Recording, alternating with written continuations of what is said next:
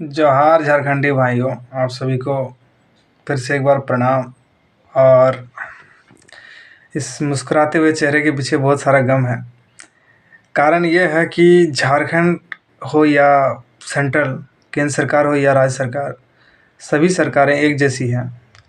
चुनाव के समय तो हज़ारों वादे करते हैं युवाओं के साथ और उसे पूरा कभी नहीं करते। अगर मैं सेंट्रल की बात करूं, सेंट्रल गवर्नमेंट की, तो 2018-19 में कुछ फॉर्म निकली थी।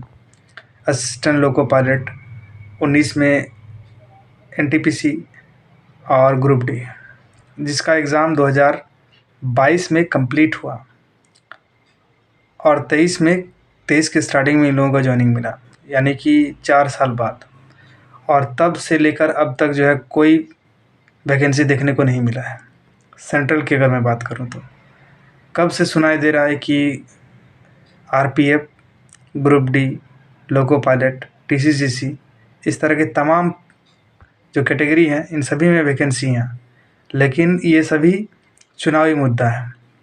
जब चुनाव आएगा उससे पहले आपको वैकेंसी देखने को मिलेगी और कोई गारंटी नहीं है कि इसका एग्ज़ाम हो जाएगा, क्योंकि ये सारे वैकेंसी को पेंडिंग रखा जाएगा अगले चुनाव तक। और इस प्रकार ये जो कुछ साल बीते हैं, 7-8 वर्ष, राज्य सरकार हो या केंद्र सरकार, सभी लोग मिलकर झारखंडी हो या भारत के सभी युवाओं को ठगा जा रहा है। और रही बात झारखंड की, तो झारखंड में भी इससे बदतर स्थिति है।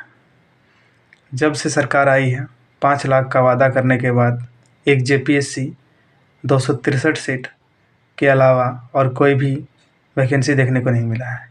क्या झारखंड में इतने पढ़े लिखे लोग हैं कि सिर्फ जेपीएससी से जॉब मिलेगा?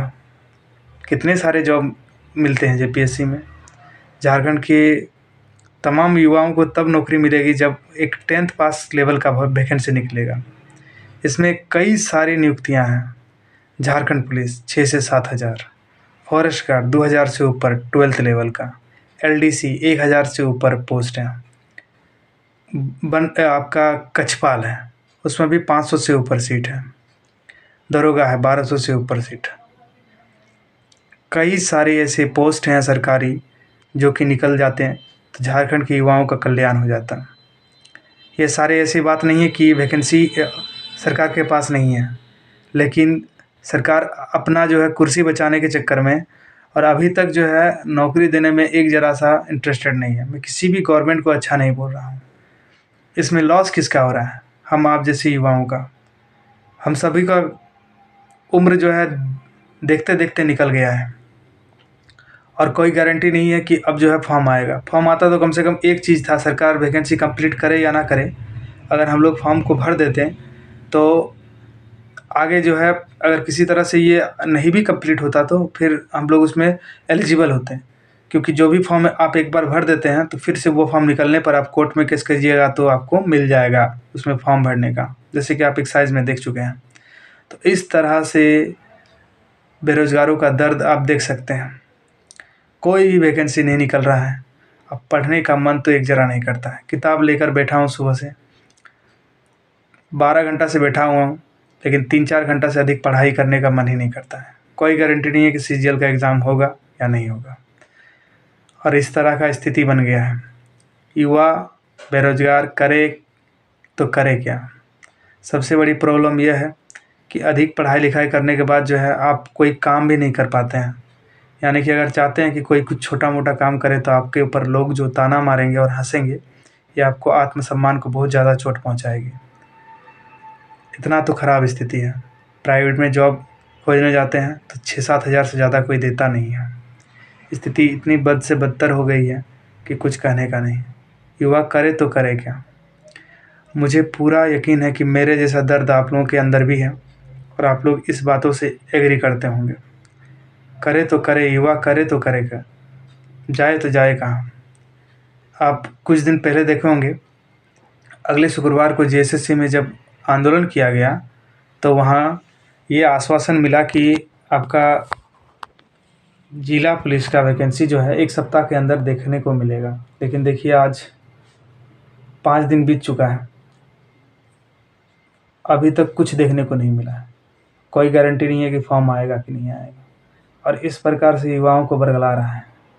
किस सरकार को हम अच्छा कहें? केंद्र से लेकर राज्य सरकार तक सभी की स्थितियां एक जैसे हैं। अब युवा करे क्या, समझ में नहीं आ रहा है। दोस्तों, अब एक वक्त आ चुका है कि सभी युवा एकजुट हो जाए और राजनीति में सक्रिय होने का प्रयास करें, क्योंकि जिस प्रकार से इस देश का भविष्य देखने को मिल रहा है, सभी लोग जो है बहुत ही भयानक भयावह स्थिति से गुजर रही है। रोजगार के नाम पर जिस प्रकार से युवाओं के साथ ठगी की जा रही है, ये बर्दाश्त से बाहर है। कोई भी नियुक्ति समय पर नहीं निकलती है, ना उसका एग्ज़ाम होता है, ना उसकी नियुक्ति मिलती है। हर एक एग्ज़ाम के लिए प्रोटेस्ट करना पड़ता है, आंदोलन करना पड़ता है।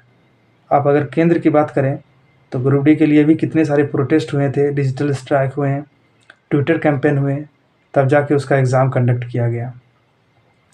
एग्ज़ाम हो गया तो रिज़ल्ट के लिए ट्विटर कैंपेन किया गया, तब जाके वो उसका रिज़ल्ट भी निकला। और इसी प्रकार से झारखंड में तो कोई भी एग्ज़ाम नहीं हो रहा है। इतने आंदोलन के बाद जब एग्ज़ाम डेट दिया जाता है, उसके बाद भी कोई ठीक नहीं है कि एग्ज़ाम समय पर होगा। तो यही बात है दोस्तों, लगा कि मुझे फील हो रहा है तो आप लोगों से ये शेयर करें, और आप लोगों को भी कैसा लगा ज़रूर बताइएगा कि मेरी बातों से आपको क्या अच्छा लग रहा है और क्या इससे आप सहमत हैं कि